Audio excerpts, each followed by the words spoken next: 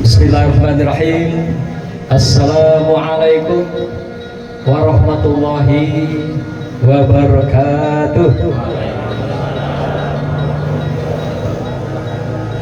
Alhamdulillahirabbil alamin wa bihi nasta'in ala umuri dunya waddin. Wassalatu wassalamu ala asrafil anbiya'i wal mursalin Sayyidina wa maulana Muhammadin wa ala alihi wa sahbihi ajma'in. Amma ba'd. Allahumma salli wa sallim ala Sayyidina wa habibina wa maulana wa syafi'ina wa qurrati ayunina Muhammadin sallallahu alaihi wasallam. Yang sama-sama kita muliakan Ahlul Bait, Duyufur Rahman wa Duyufur Rahman. Duyufur Rahman adalah tetamu Allah yang ibu-ibu perempuan. Duyufur Rahman adalah tetamu Allah yang pria laki-laki. Nah, kalau dalam konteks saudara saya Pak Rahman, Duyufur Rahmahnya adalah Duyuful Ayuning. Kalau Pak Rahman ya Duyufur Rahman, emang nama beliau Rahman. Jadi Duyuful Ayuni wa Duyufur Rahman. Nah, ini pas ya suami istri yang berangkat haji. Kalau Allah Ta'ala, a'udzubillahi minasyaitonir rajim, bismillahirrahmanirrahim. Walillahi 'alan nas hijjul baiti man istata'a ilaihi sabila. Ali Imran 97. Diwajibkan atas kamu berhaji walaupun sekali seumur hidup bagi yang manis tato'a, mampu, ilaihi sabila, melakukan perjalanan kunjungan ke tanah suci Baitullah. Hadirin yang berbahagia, kita bersyukur pada Allah atas tamu Allah saudara kita, yaitu Ibu Ayuning dan Pak Rahman, yang akan berangkat insya Allah beberapa hari ke depan, yang dapat undangan Allah selama masa penantian 13 tahun. Tentu masa yang tidak sedikit, karena banyak saudara-saudara kita dalam masa penantian ini yang sudah gugur duluan. Niat sudah dipasang tapi tidak sampai ke ujung. Tapi alhamdulillah saudara kita suami istri tahun ini bisa berangkat bersama. Yang tentunya syukur yang luar biasa atas nikmat dan anugerah yang Allah berikan kepada saudara kita berdua. Dalam surah Al-Baqarah ayat 197, Allah mengingatkan tentang adanya manis tato'a tadi. Imam At-Tabari dalam kitabnya Jami'ut Tafsirul Quran mengungkapkan ada 3 kata kunci dalam surah Al-Baqarah ini dikatakan oleh Allah: pala rofas, wala pusuk, wala jidal. Ini kata kunci. Yang pertama, pala rofas. Rofas itu dalam Al-Quran dan tafsir juga mengatakan jangan mengikuti hawa nafsu. Ada yang memahami secara sempit nafsu di sini hubungan suami istri, tapi At-Tabari memahami tidak demikian. Pokoknya jangan mengikuti hawa nafsu segala hal. Artinya nafsu apa? Nafsu makan, nafsu belanja, nafsu shopping, nafsu jalan-jalan. Karena dari suci itu banyak sekarang tempat rekreasi. Ada taib, ya, yang sekarang tempatnya itu ada pakai gendala. Gendala itu kita naik kereta gantung, Bapak Ibu, nanti sana kita bisa nengok semua area taib itu yang betapa suburnya hari ini. Tumbuh-tumbuhan hijau, buah-buahan subur, sayur-sayur segala macam, dan banyak tempat-tempat yang lain. Sungai-sungainya sekarang, kalau dulu kita bayangkan tanah suci itu kering, kerontang, gitu ya Bang ya. Sekarang udah sungainya elok-elok, ikan sebesar pohon, Kalau kita di sini lah habis dituboi kan tuh, ya, atau pakai listrik gitu kan. Di sana ikan memang ditanam dan tidak diambil-ambil oleh masyarakat. Jadi kalau nengok ada orang nyalo, orang mancing, pasti itu orang Indonesia.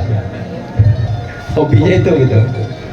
Nah ternyata At-Tabari memahami nafsu itu termasuk yang ini gitu, mengikuti selero-selero murahan, mengikuti selero-selero yang di luar daripada apa yang kita lakukan itu ibadah pada Allah. Nah ini pertama yang diminta pada kita menurut At-Tabari ayat ini, agar tahan selera nafsu murahan itu. Karena ingat kita kan sedang ibadah. Karena kadang-kadang di sana banyak tulisan-tulisan murah. Sekarang lah pandai dia diskon 70%. Sehingga ada seorang istri, pengalaman kami pernah sana sebagai Amirul Haq tahun 2017. Ada seorang keluarga suami istri, suami sedang berdoa khusyuk di depan Ka'bah. Istri berbisik, bang, toko mall sebelah itu tutup maghrib, jangan panjang amat doa depan Ka'bah. Ka'bah tidak dolari dah, tapi toko tutup maghrib. Okay. Itu bisikan sang istri. Apa kata bang? Oh dipendekkanlah doanya. Ya Allah ampunilah kami dan berilah kami kesempatan bisa mengejar yang 70%. Kacau doa ibadah gitu kan ya. Tadi lagi asik khusyuk berdoa, dan tahu diselip doanya minta kebagian 70%. Yang kedua, kita ini minta dipesan kultum. Kultum itu kuliah tumbuh makan. Makan udah siap gitu kan. Jadi bukan kuliah 7 menit, kuliah tumbuh makan. Makanan adalah siap. Jadi dipesan kultum saja. Yang kedua, Allah katakan adalah larangan apa? Pusuk. Wala pusuk. Pusuk itu apa? Adalah keingkaran. Pusuk itu apa? Adalah kita membantah perintah-perintah Tuhan di dalam melaksanakan ibadah haji. Kalau bahasa gaul itu apa? Pusuk itu bandel. Jadi bandel, malas-malasan, segan-seganan, ogah-ogahan. Padahal kita diundang untuk ke tanah suci dalam rangka kita melakukan ketaatan yang puncak dalam kehidupan kita.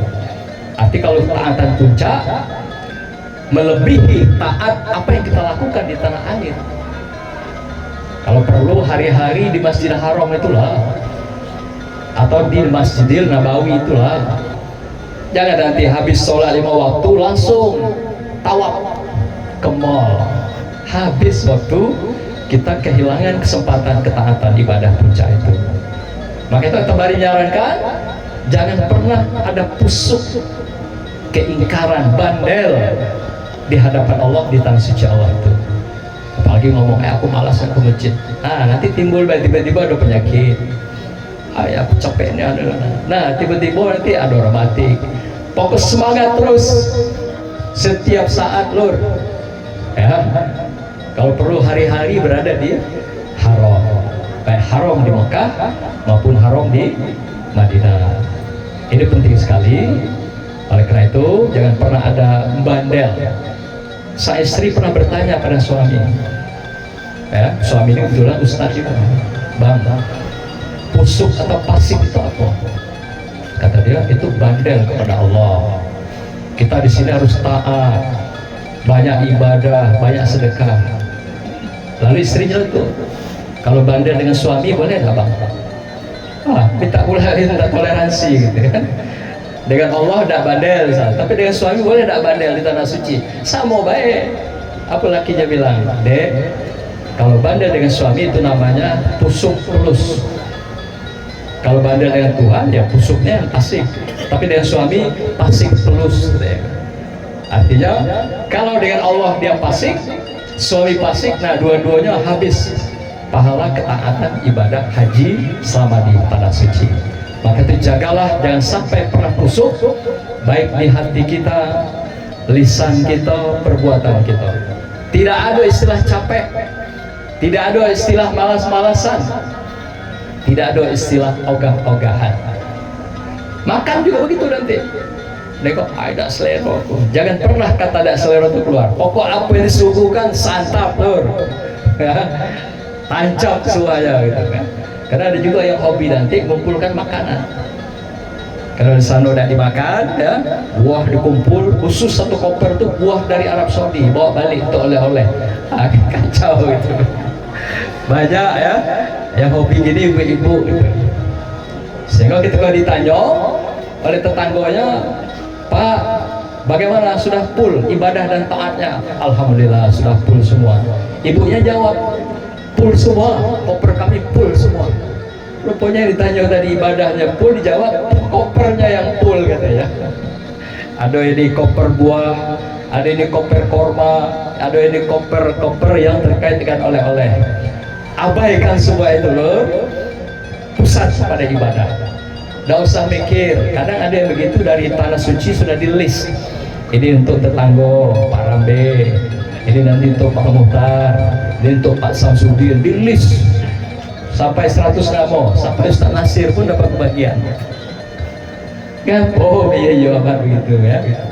Kita datang ke sana menjadi tamu. Di sana sudah dilengkapi semua oleh Allah kebutuhan kita. Dan kita tidak perlu pula ibadah bertamu. Masa ada malu-malu bawa sesuatu banyak-banyak dari rumah tuan rumah gitu ya. Bawalah secukupnya, semampu kita. Nanti walaupun ada duit balik itu, pada saat sekarang 2000 rial ya, kembali. Nanti kalau duit kita berapa itu? 8 juta. Jadi sayang, nggak usah dipoya-poya. Kalau nak beli oleh di tanah air, pergi ke Sungai Kambang, Belambun. Sama kualitasnya, made in China juga. Di situ made in China juga gitu. Nah, beli sal apa modelnya ada di Sungai Kambang.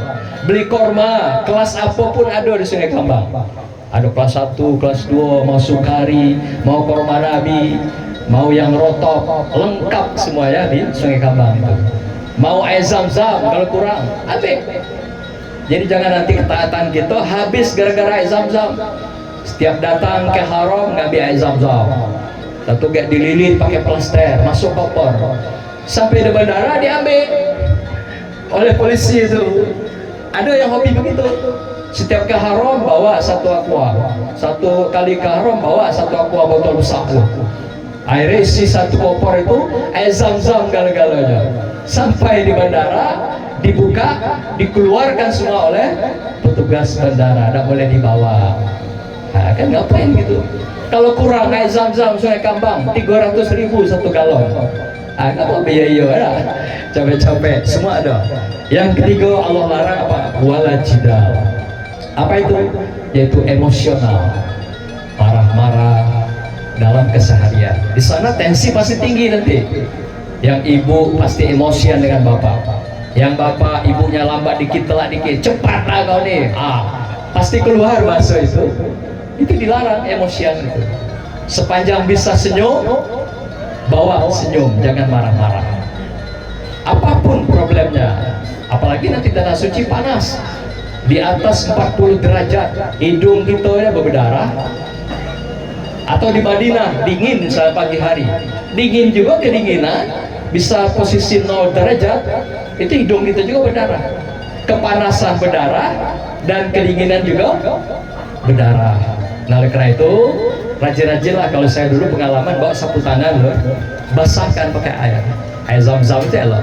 Jadi tetap kita sering kompres muka kita, di samping stok air zam-zam selalu kita minum. Inilah untuk menjaga pertukaran udara yang sangat ekstrim baik di Mekah maupun di Madinah, menjelang sesuai waktu kita. Nah, karena itu jangan pernah ada marah-marah, karena nanti suami istri pasti emosinya tinggi. Nah, karena itu seorang suami nanti bertanya, "Dek, jangan marah-marah di sini." "Enggak bang, aku enggak marah, cuma diskusi tingkat tinggi." Gitu. Lah emosian marah-marah gitu, bilang diskusi juga gitu kan, untuk bujuk suami ya bahwa dia tidak ada marah, padahal sudah marah-marah. Nah, Bapak Ibu sekalian, kita doakan saudara kita pergi haji dan juga umrohnya nanti di sana mendapatkan haji yang mabrur. Ya, haji mabrur laisa lahu illa jannah. haji yang mabrur, hajah-hajahum, suami istri, tidak ada balasan yang pantas dari Allah untuk hambanya kecuali surga Jannatul Na'im. Semoga keluarga kita selamat pergi, selamat kembali dalam keadaan bahagia, sehat sentosa, dan doakan kami semua. Semoga kami juga dipanggil jadi Duyufur Rahman satu ketika kelak, apakah haji atau umroh. Barakallah, selamat jalan saudaraku, selamat kembali. Bahagia pergi, bahagia kembali. Selamat pergi, selamat kembali. Tetap dalam keadaan ceria, seperti berangkat, balik juga beginilah. Cuma taatnya bertambah. Kalau kemarin belum jadi ustaz, baliknya jadi ustaz. Barakallah. Wassalamualaikum warahmatullahi wabarakatuh.